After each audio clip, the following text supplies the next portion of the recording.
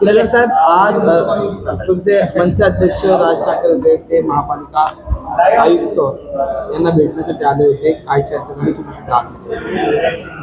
सगळ्या गोष्टी सांगायला हव्यात का? हो.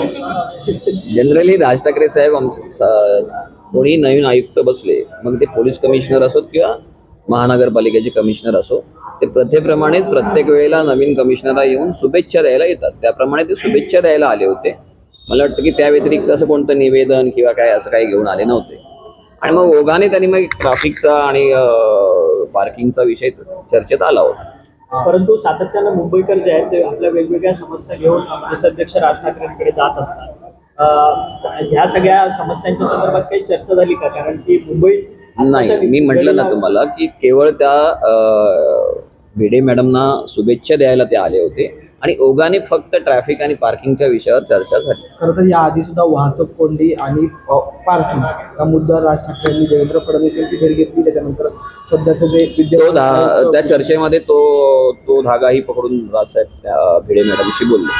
नेमकं काय म्हटलं की मी ह्या विषयात ह्या अगोदर मुख्यमंत्र्यांना उपमुख्यमंत्र्यांनाही भेटलेलो आहे. हा विषय त्यांच्याकडे मांडला आहे, तसा तुमच्याकडेही मांडतोय. याच्यावर एखादी चांगली छान पॉलिसी होणं गरजेचं आहे, जेणेकरून नागरिकांना ट्रॅफिक मुक्त मुंबई करून देता येईल. पायलट प्रोजेक्ट म्हणून 1-2 विभागात तुम्ही राबवा सुरुवातीला, आणि मग त्यानंतर संपूर्ण मुंबई, ठाण्यात, नाशिक जिथे जिथे वापरता येईल तिकडे मग महाराष्ट्र सरकारने वापरावं. महाराष्ट्र नवनिर्माण सेना पक्ष कार्यालय सुद्धा राज ठाकरे आले होते. शुभेच्छा सर्व नगरसेवकांना दिलेल्या. तुम्ही काय भाव? अरे हा काय प्रश्न झाला? माझ्या पक्षाचे अध्यक्ष जर पक्ष कार्यालयात येत असतील तर साहजिकच आहे, आम्हाला आनंदच होणार ना. तुमच्यासोबत मित्रपक्षाच्या कार्यालयात सुद्धा ते गेले होते. त्यांनी राज ठाकरे साहेब आल्यानंतर त्यांनी एक रिक्वेस्ट केली, विनंती केली की आमच्या इकडे चला. मला तिकडेही गेले, त्यांनाही शुभेच्छा दिल्या. विशेष काय कानमंत्र देण्यात आले आहे? काही कानमंत्र होय ना, आम्हाला शुभेच्छा दिल्या. छान चांगलं काम करा, तुम्हाला ट्रेनिंग हवी असेल तर आपण ट्रेनिंग देऊ, अशा साधक गोष्टी झाल्या. महापालिकेच्या अर्थसंकल्पावर सभागृहात चर्चा सुरू आहे, पण मागच्या 2 दिवसात गदारोळ पाहायला मिळाला होता. बाळासाहेब ठाकरे संदर्भातलं भावनिक राजकीय वातावरण करण्याचा प्रयत्न झाला. तुम्ही त्या ठिकाणी उपस्थित होतात का? तुम्ही ते सगळं वक्तव्य ऐकलं आहे? मी उपस्थित होतो ना, काल होतो मी उपस्थित. काय होतं, अर्थाचा अनर्थ करून जर सभागृह चालूच द्यायचं नसेल आणि उगाच गदारोळ करायचा असेल तर त्याला काय अर्थ नाही. कारण काय, बरेचसे 60% त्यापेक्षा जास्तही सदस्य जे आहेत फर्स्ट टाइम आलेले आहेत, फर्स्ट टाइमर आहेत. आणि मग अशा नवीन सदस्यांसमोर आपण नेमका काय आदर्श ठेवतोय हा मला वाटतं सगळ्यांनी विचार करायला हवा. किशोरी पेडणेकरांनी काय वक्तव्य केलं होतं ते तुम्ही ऐकलं का? त्यांनी काही चुकीचं वक्तव्य नाही, मी स्पष्ट असं काही मला ऐकलं असं म्हणता येणार नाही. कारण त्या असं म्हणतात की बाळासाहेबांचे विचार कोणी विकत घेऊ शकत नाही. जर ते असं जर त्या म्हणाल्या असतील तर त्यात काही गैर आहे.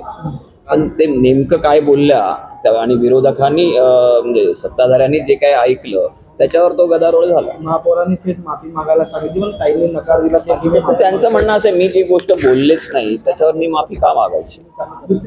तो तसा त्यांचा तसा स्टँड होता त्यांचा. दुसरीकडे प्रकाश जावडेकर यांनी सुद्धा शंड असा शब्द.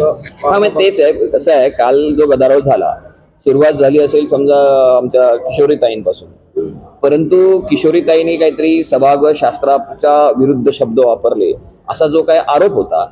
पण मला एक सांगा, चर्चेच्या दरम्यान नंतर जो गदारोळ झाला त्या गदारोळामध्ये अनेक सत्ताधारी सदस्यांनी देखील चुकीचे शब्द वापरले.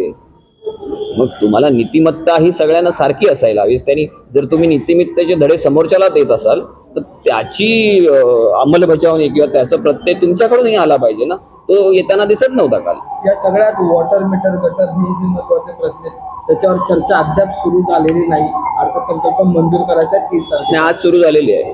आज सकाळी आमचे 66 चे 3-4 प्रस्ताव होते. त्याच्यानंतर अंकित प्रभू बोलले, आता दुसऱ्या कोणीतरी एक महिला नगरसेविका त्या बोलतात.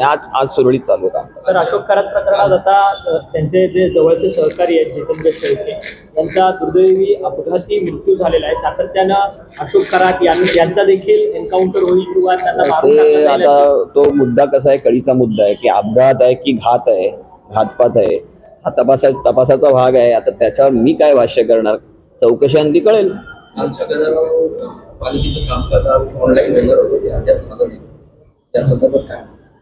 कालच्या काय कालचं गदारोळ झाल्यानंतर आजपासून पालिकेचं लाईव्ह स्ट्रीमिंग सुरू केलं जाणार आहे. महापौरांनी तसं वक्तव्य देखील हो पण ते काय जादूची गाडी फिरवल्यासारखं लगेच होऊ शकत नाही ना. त्याला ती तशी यंत्रणा सेटअप बसवायला लागेल, त्याला वेळ लागेल ना त्या गोष्टीला. या अधिवेशन नाही पुढच्या अधिवेशनापर्यंत तरी ते त्यांनी करावं.